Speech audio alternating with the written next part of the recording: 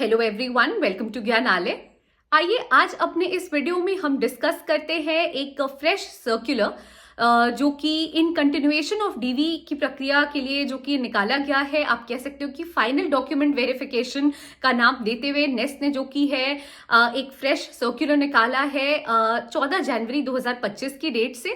तो आइए जानते हैं कि कैसे ये पॉजिटिव न्यूज लेके आ रहा है बहुत सारे जो ईएमआरएस एस्पिरेंट्स थे, ईएमआरएस के कैंडिडेट्स थे, उनके लिए। डिस्कस करते हैं इस सर्कुलर को शॉर्ट में अपने आज के इस वीडियो में हम ज्ञानालय के माध्यम से।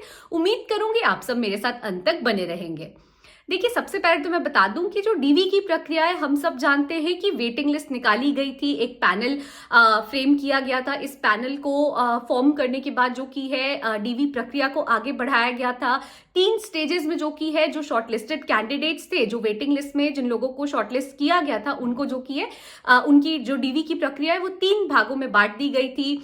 डॉक्यूमेंट्स वेरीफाई हो रहे थे, फाइनली डॉक्यूमेंट्स का वेरिफिकेशन हो रहा था और अलग अलग डेट्स स्पेसिफाई कर दिए गए थे। 26/12 यानी 26 दिसंबर 2024 से लेके 10 जनवरी 2025 तक जो कि है ये डीवी की वेरिफिकेशन, जो डीवी प्रक्रिया है, माफ कीजिएगा, जो डीवी की प्रक्रिया है वो चलती चली गई सारे ही सब्जेक्ट्स के लिए almost, except TGT Sanskrit, TGT जो पीईटी फिजिकल एजुकेशन के टीजीटी के टीचर्स है, male female, TGT art, TGT music, TGT Odia, TGT Urdu, इन लोगों को छोड़कर जो कि ये बाकी सारे ही सब्जेक्ट्स के लिए जो आप कह सकते हो डॉक्यूमेंट वेरिफिकेशन की प्रक्रिया थी वो चलती चली जा रही थी। टाइम 9:30 का दिया हुआ था एनटीआरआई न्यू दिल्ली में, जो कि है लोकेशन वेन्यू बताया गया था आपको, और जितने भी कैंडिडेट्स थे उनको अपियर होने के लिए 9:30 का टाइम दे दिया गया था। इसमें क्या हुआ कि बहुत सारे लोग अपियर हुए, बट बहुत सारे लोग, जैसा कि नेस्ट कैलकुलेट करके चल रहा था, नेस्ट का अजम्पशन था कि भाई हम 2 सीटों के लिए 3 लोगों को बुला रहे, यानी 1.5 गुना ज्यादा लोगों को बुला रहे, तो हमारे पास तो ऑलरेडी मतलब रिजर्व में इस बार कैंडिडेट्स रहेंगे। सपोज अगर कोई नहीं भी ज्वाइन करता है तो उसके बदले, उसके सब्स्टिट्यूट में हमारे पास कैंडिडेट रहेगा तैयार, जो कि आके उनके प्लेस पे ज्वाइन कर लेगा। देखिए, कुछ जगहों पे तो, कुछ पोस्ट के लिए तो ऐसा हुआ कि जहां पे आप कह सकते हो कि सब्सटैंटिव अमाउंट ऑफ कैंडिडेट्स आए, अपियर हुए, उनकी डीवी की प्रक्रिया हुई बहुत अच्छे से, एकदम सीक्वेंस में, स्ट्रक्चराइज फॉर्मेट में जो कि डीवी की प्रक्रिया कैरी हुई। बट ईएमआरएस के कुछ ऐसे रिस्पेक्टिव पोस्ट भी थे जहां पे क्या हुआ कि हाफ से कम ही लोग अपियर हुए। जैसा मैंने अपने एक पिछले वीडियो में बताया भी था ईएमआरएस के कॉन्टेक्स्ट में, जो मैंने बनाया था कि भाई हाफ से बहुत कम लोग अपियर हुए हैं, तो वहां पे तो जितने लोग अपियर हुए हैं उनका ही सिलेक्शन फाइनल हो जाएगा। जब उनका ही सिलेक्शन फाइनल हो जाएगा तो नेक्स्ट वालों को ये लगा होगा कि भाई अब अगर जब जो अपियर बस कर रहे हैं वो तो सीट्स, जितने वेकेंट सीट्स है उससे भी कम है, तो जब उनका ही सिलेक्शन हमें कर लेना था तो हमने डीवी की प्रक्रिया ऑर्गेनाइज ही क्यों कराई, लोग अपियर क्यों नहीं हुए। डिफरेंट रीजंस थे जिसके कारण कि नेस्ट को लगा कि चलो भाई हम फिर से एक फाइनल अपॉर्चुनिटी दे दें। अब इस फाइनल अपॉर्चुनिटी के लिए ईएमआरएस के कॉन्टेक्स्ट में नेस्ट ने जो की है एक डॉक्यूमेंट वेरिफिकेशन निकाला है। उन्होंने बताया है कि भाई हम आपको एक लास्ट अपॉर्चुनिटी प्रोवाइड कर रहे हैं। जो लोग अपियर नहीं हुए थे, जो शॉर्टलिस्टेड कैंडिडेट्स थे वेटिंग लिस्ट के कॉन्टेक्स्ट में, जिनका की जो 26/12 से लेके 10 जनवरी तक के बीच में, 26/12/2024 से लेके 10 जनवरी 2025 तक के बीच में जिनको अपियर होना था डीवी के लिए एनटीआरआई में, और वो अपियर नहीं हुए हैं डिफरेंट सब्जेक्ट्स के, उनको हम एक लास्ट अपॉर्चुनिटी दे रहे हैं अपियर होने के लिए। अगर इस बार भी आप अपियर नहीं होते हैं तो आपका जो ये शॉर्टलिस्टेड कैंडिडेट्स में जो नाम है आपका वेटिंग लिस्ट के कैंडिडेट्स के लिए, वो जो कि है हम कैंसल्ड समझेंगे। तो देखिए, यहाँ पे उन्होंने एक लास्ट चांस दिया है। सेम वेन्यू है एनटीआरआई का, 9:30 टाइमिंग है। डिफरेंट सब्जेक्ट्स के लिए, जैसे आप देखो पीजीटी बायो है, पीजीटी कंप्यूटर साइंस है, पीजीटी मैथ्स है, इन सब के लिए जो कि 27 तारीख की डेट दी गई है। पीजीटी केमिस्ट्री है, उसके लिए भी 27 तारीख की डेट दी गई है। इंग्लिश और इको पीजीटी की मैं बात करी हूँ, पीजीटी हिंदी है, इन सब के लिए जो कि 27 तारीख की डेट दी गई है। वहीं पे 28 तारीख की डेट पे पीजीटी मराठी है, पीजीटी फिजिक्स है, पीजीटी संस्कृत है, पीजीटी तेलुगु है, ये सारे डेट्स दिए गए हैं। पीजीटी हिस्ट्री, टीजीटी इंग्लिश, ये सब भी उसी दिन फॉल कर रहे हैं। साथ ही साथ हिंदी, टीजीटी हिंदी साइंस, ये सब जो कि 29 को रखा गया है। और टीजीटी सोशल स्टडीज को देखिए 30 तारीख को रखा गया है।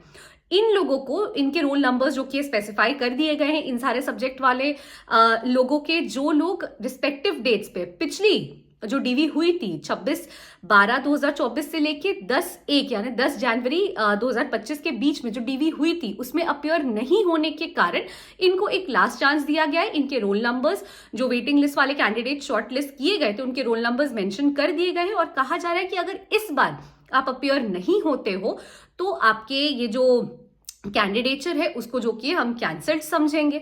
अब देखिए ये तो नेस्ट के पार्ट पे था कि भाई नेस्ट ने जो सोचा उसका बिल्कुल उल्टा हुआ। नेस्ट ने सोचा कि भाई हम 1.5 गुना ज्यादा कैंडिडेट्स बुला रहे हैं, अब वहां पे अगर कैंडिडेट ए सिलेक्ट हो जाता है वो अपीयर वो नहीं ज्वाइन करता है या आप कहो कि पोस्टिंग के लिए जहां पे उनको पोस्टिंग मिलती है वो तैयार नहीं होता है तो कैंडिडेट बी हमारे पास सब्स्टिट्यूट के लिए तैयार है।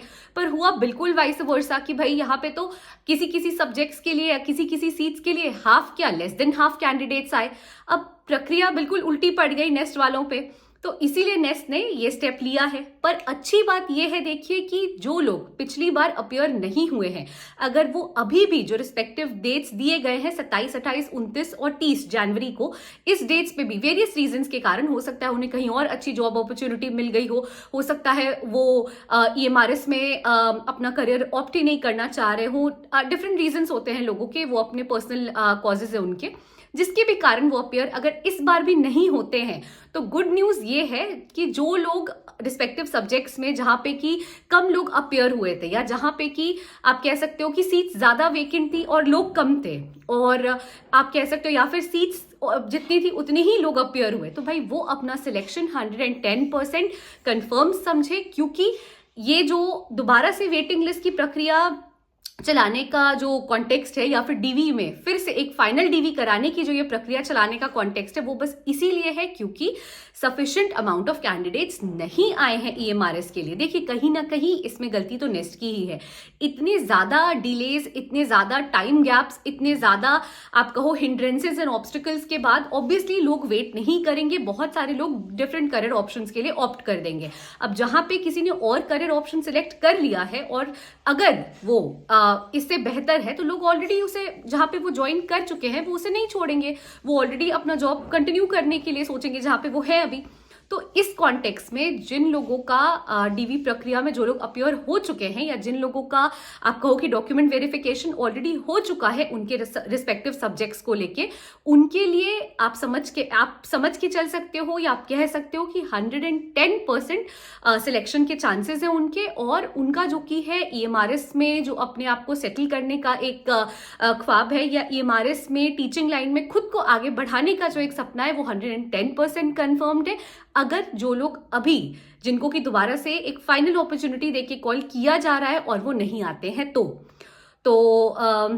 अब ये 4 दिन और हैं, देखते हैं 4 दिनों में क्या होता है डीवी में। अगर लोग नहीं आते हैं तो भाई ये डेफिनेटली एक गुड न्यूज है उन सारे लोगों के लिए जिन लोगों की डीवी प्रक्रिया हो चुकी, क्योंकि भाई आपका सिलेक्शन तो फिर कंफर्म्ड ही है क्योंकि वहां पे सीट्स या तो बराबर होंगी जितने लोग अपीयर होंगे उससे, या फिर सीट्स ज्यादा ही होंगी और लोग जो अपीयर हुए होंगे वो कम होंगे।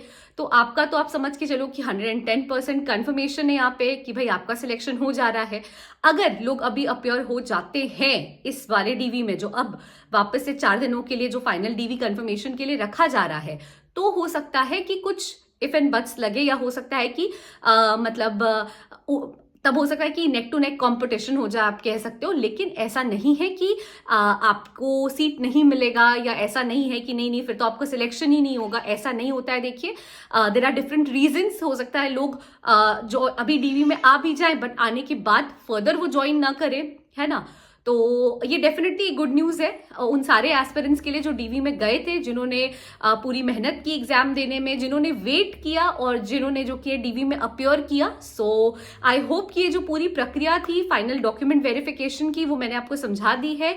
आई होप कि आपको समझ में आ गए होंगे कि आपके चांसेस क्या है किस रिस्पेक्टिव सब्जेक्ट्स के अकॉर्डिंग सिलेक्ट होने के। So thank you so much for watching the video till the end. Please stay tuned to Gyanalaya and please do like, share and subscribe our channel. Thank you.